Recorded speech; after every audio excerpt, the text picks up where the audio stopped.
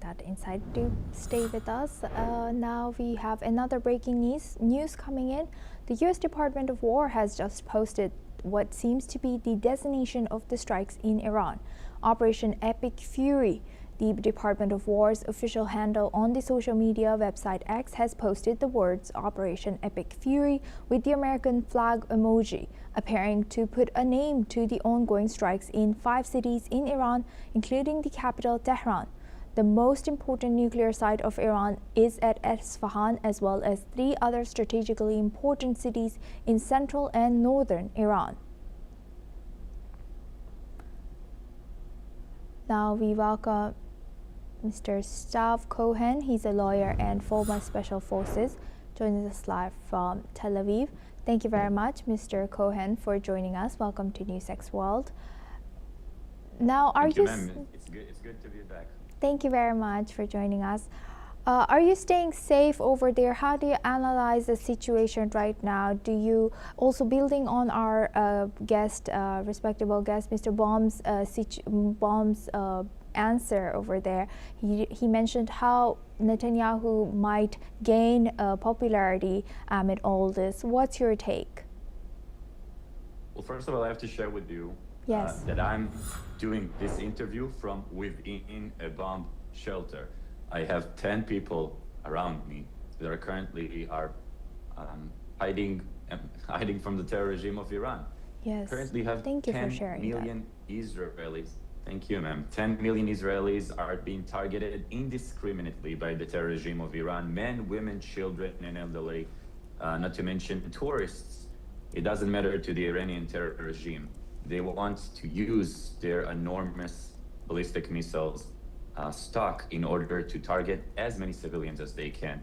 Now, regarding to the day after, currently Iran is sitting on a volcano, and once the terror regime of Iran will be removed and you will have the vacuum of power, all of the armed militias within the 90 million people, Iranian people, will start to fight one another on the throne, if you will.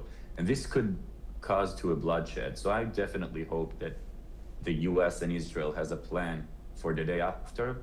Regardless, it's important to state that this specific attack is being led by the US. Israel is a companion for that journey, of course, because our lives is under immediate danger. Again, may I remind you, I am currently in a bomb shelter. I don't know if you can hear it, but there are I can hear a little bit. Loud explosions. And I'm saying that there are loud explosions that are going just outside of my window right now, as the air forces are trying to target the ballistic missiles that are being shot towards elderly men, women, children, infants, and tourists here in Israel. Thank you for sharing that, Mr. Cohen. Do stay safe over there.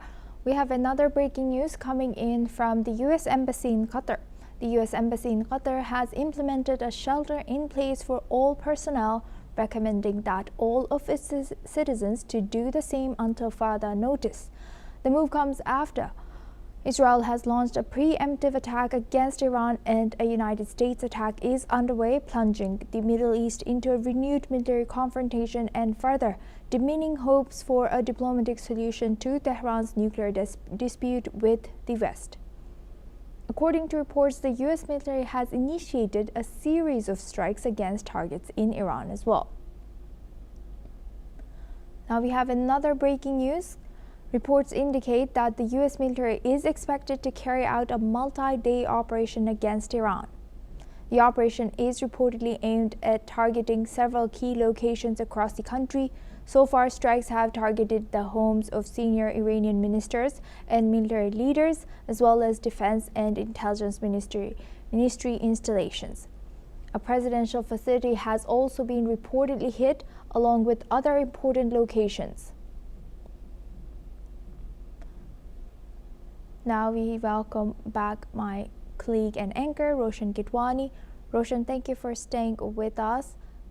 Now, what more can you tell us about this ongoing situation with Iran, US, and Israel? Yes, Asuma, look, I do have some important information with regards to travel advisories. It's just like you mentioned, the U.S. Embassy in Qatar has implemented a shelter in place for all personnel. Now, for all those Indian nationals, especially in this case, but for everybody else watching as well, if they would like to contact the Embassy of India in Tel Aviv to get some sort of help, this is a 24/7 helpline. The telephone number is plus 972 54 752-0711. And the email is cons1, that's CONS1 Tel Aviv, TELAVIV @mea.gov.in.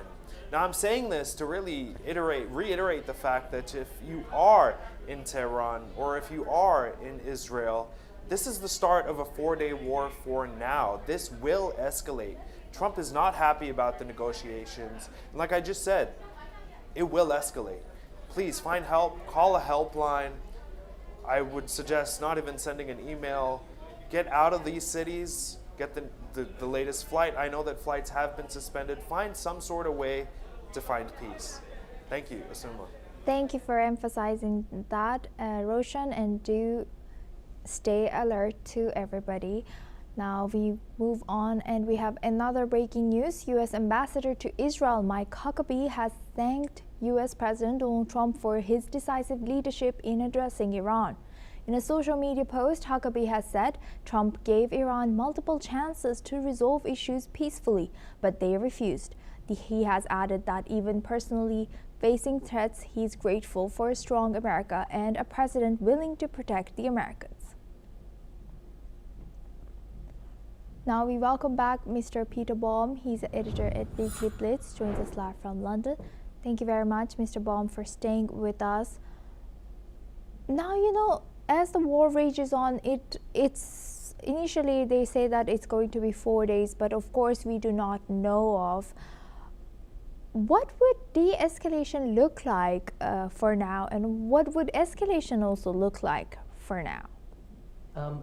That's a question I'm afraid we can only speculate about. I've just been listening to the Stav, who's in the bomb shelter in Israel, and this is what the Israelis have had to go through for decades, absolute decades, to be inundated with bombs, whether from Hezbollah in the north or from Hamas. So this situation, whilst the Iranian regime were encouraged by the United Nations to carry on with their acts of terrorism, until someone like President Trump came along who had the courage to stand up against this regime. It will be very difficult to give an idea to your audience and viewers what de-escalation and escalation looks like.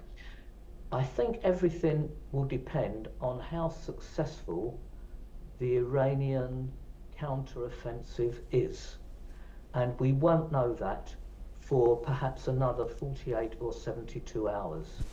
If, however, the Israelis and Americans united can bomb the launchers, because that's the key to their success, being able to take out the rocket launchers that they so badly damaged, or the numbers that were damaged and destroyed in the 12-day war.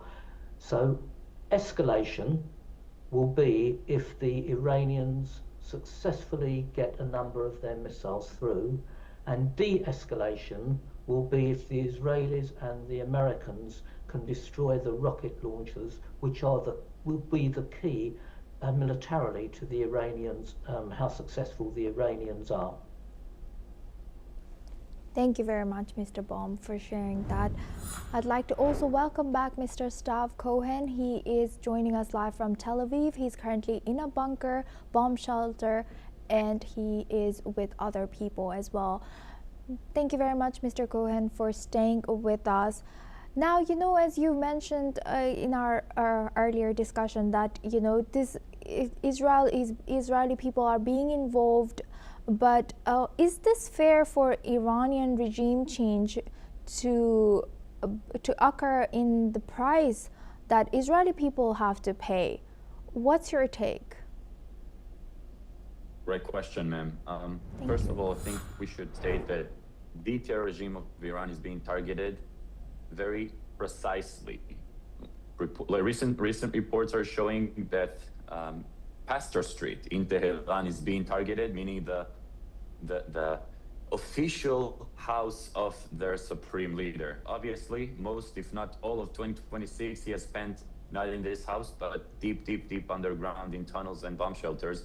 But this is a statement from the US backing the Israeli forces, saying that we are coming for the head of the octopus. Now, the price, as you mentioned, that the Israeli people are paying is unbearable. Over 50 people already died during the 12 days war in June 2025. And regardless of the casualties, horrific casualties, thousands of people have lost their home. I had a missile that fell, I'd say 20, 30 meters outside of my house in my own hometown. It could easily get my house. They have, meaning Iran terror regime, the Ayatollah Khamenei, they have the capacity of shutting down the entire Middle East. They have tremendous amount of ballistic missiles, and they can aim and target down up until 5 meters. They can be very precise. They can actually hit a car in Israel all the way from Iran if they want to. And they can do it to a bunch of cars all over the country. Problem is, ma'am, is that the world seems not to understand the ideology of the terror regime of Iran. May I quote the former president of Iran, Ahmadinejad, saying, who ruled in Iran since 2005 until 2013 for 8 years. He said, we will convert the entire world into Islam. It's called in Arabic Akhilafe, and this is their goal. This is their end goal, to convert the entire world to one global Islamic state. And nowadays we're seeing, this morning here in Israel, we're seeing history being made in real time. American Air Forces backing, alongside with Israeli Air Forces back up them, we're seeing how the West is saying no to violence, no to terror. Over 40 years of death chanting from the main square in Tehran, calling death to the small Satan, Israel death to the big Satan. America, we're seeing it, how Trump's administration is no longer containing this terror, who basically was created or gained its most power during the former president's administration, former President Biden and former President Obama. These days are over. Thank you for highlighting that, Mr. Cohen. Now we have another breaking news coming in from Iran. According to Iranian state media, Iran's armed forces are getting ready to retaliate against Israel.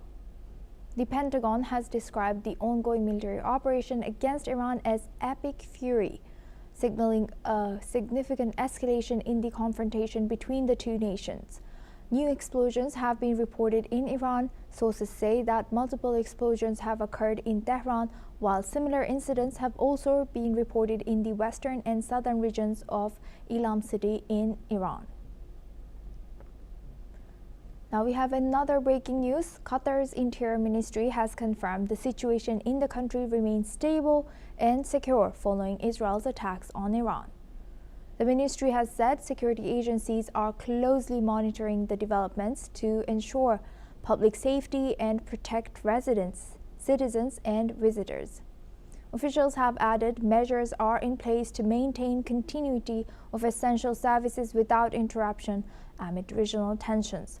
Meanwhile, U.S. Embassy in Qatar has issued duck and cover warning to U.S. citizens until further notice, alert that missile is incoming, imminent strikes. Now we have another breaking news coming in from Lebanon, breaking developments out of Beirut, where Lebanese Prime Minister Nawaf Salam has issued an urgent call for national restraint.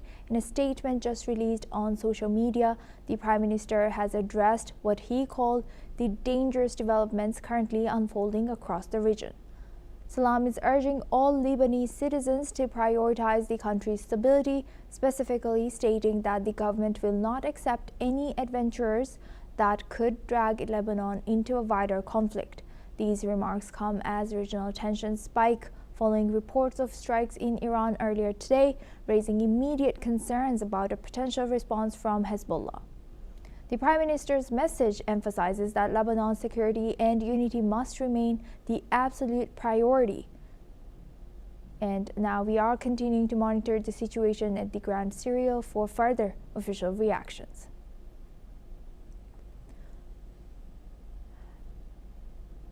Now we welcome back Mr. Stav Cohen. He's joining us live from Tel Aviv. Thank you very much, Mr. Cohen, for staying with us.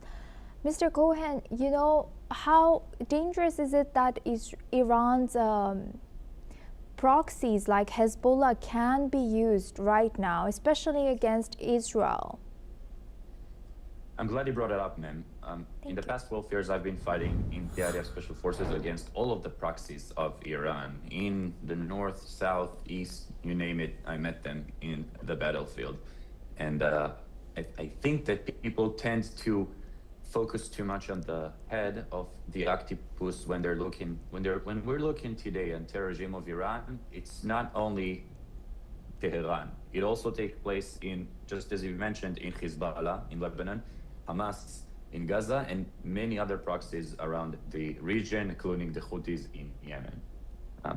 I would expect that their proxies will definitely try to back them up and attack us from all over the place. And this is why when we're going into this full-scale war, according to President Trump, we need to keep in mind that we do have enemies all over the place.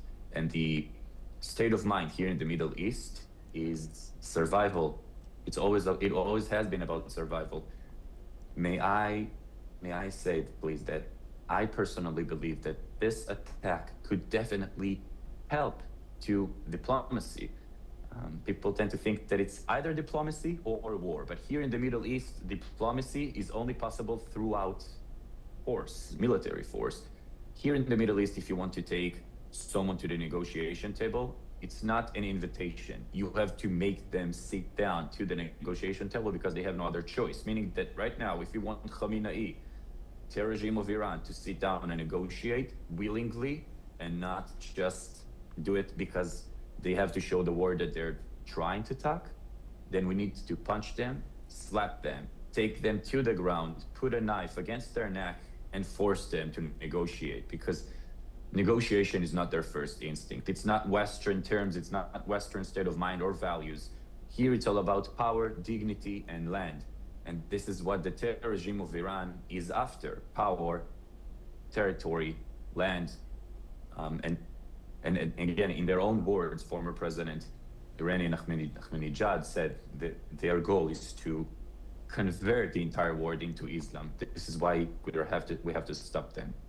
That is a very interesting insight. Thank you very much, Mr. Cohen, for sharing that insight.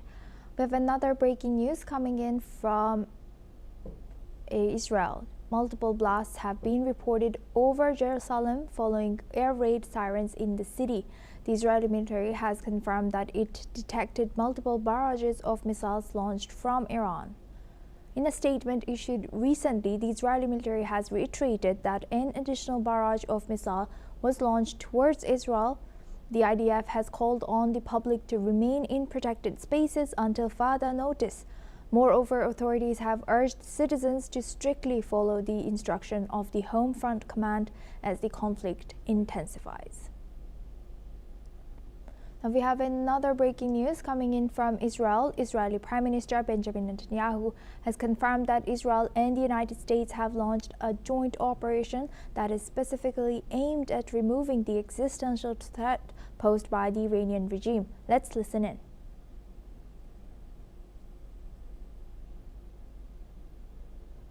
אחיי ואחיותיי, אזרחי ישראל, לפני שעה קלה יצאו ישראל וארצות הברית למערכה משותפת, מבצע שאגת הארי.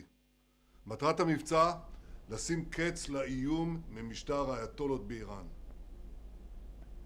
Now we have another breaking news coming in from US. US President Donald Trump has warned that US forces could face casualties in a massive attack on Iran. The The operation aims to destroy Iran's military and potentially spark a popular revolt against the government. Trump has said the mission carries risks for American troops, emphasizing the possibility that lives may be lost. He has made these remarks in a video address announcing the start of the bombing campaign. Now we welcome back Mr. Stav Cohen. He's joining us live from a bunker in Tel Aviv. Thank you very much, Mr. Cohen, for staying with us. As you know, we have seen the latest Trump saying that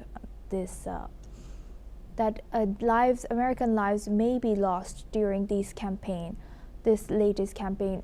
How do you think it would affect Trump's popularity? Of course, in Israel, Trump is popular, but of course that doesn't directly become his voters, right? It's at the end of the day, it's the voters in US who vote for him. And Trump, knowing that he came to office, he took to office stating that he's not going to be starting any war, he's going to be ending the war. But now it seems like during his administration, the war has started. What's your take? Well, ma'am, it's a great question. Thank you. I would never presume to speak on behalf of Americans, but the way I see it, the way I know Americans, they're very smart, they're very bright, they're very sharp. President Trump's voters voted him to make America great again, basically. That's pretty much sums it up. America could never be great again. America could never be great. America could never be if the terror regime of Iran will keep gaining power. May I remind you that when we struck Iran in June 2025 with, what was it, Midnight Hammer. American. Yes, Midnight Hammer. Thank you.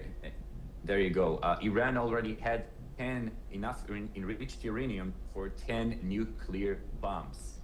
This is an existential, immediate threat on each and every American, each and every European, each and every person who lives in India as well. Because once again, they do not care about who you are, where you are from, just as they don't care about Palestine. Forgive me for going off topic here. All they care about is a khilafah, one global Islamic state ruled by Sharia law, according to the specific words of former president of Iran.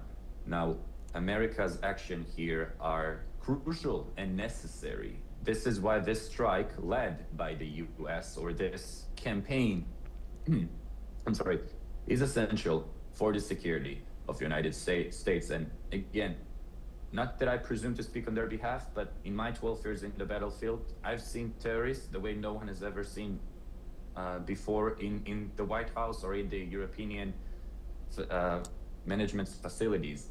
I know what they're capable of, and this is total destruction. There is no concept of me in radical Islam, of individualism.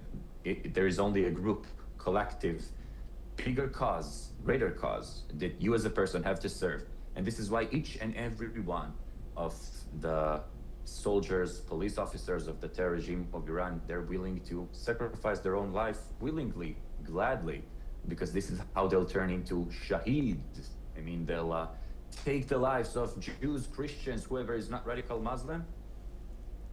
And it's okay to pay with their own lives as long as they're serving the greater cause. Americans understand it. America is saying no more for enriched uranium, for nuclear bombs, no more for chanting death to small Satan, Israel, death to great Satan. America in Tehran, no more for their war crimes, no more for their violations of their, they promised many things regarding the nuclear facilities, and they broke every single promise that they've made. And may I remind you that the other day, UN Security Council published their stats regarding their emergency meetings about Iran in 2025. In all of 2025 combined, you had only 8 meetings in the UN Security Council. UN Security Council.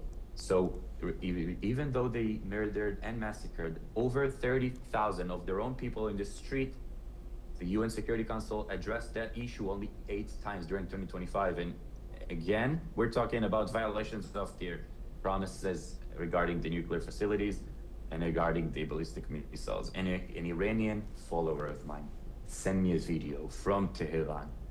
Fire trucks washing down the street. Rivers of blood are just pouring out, taking cars, massive amount of blood. It's unbelievable. You see it, but your eyes aren't telling you that you're not seeing it right, but you are. It's not AI, it's not fake. And this strike this morning, led by the US with the back of Israeli Air Forces, is pure history. It's all about freeing the Iranian people from the terror regime that seized their freedom some 40 years ago. But now it's time for the terror domino to collapse one piece by another, and this will be the shooting star, the first and big piece to fall first. Thank you very much, Mr. Cohen, for sharing that deep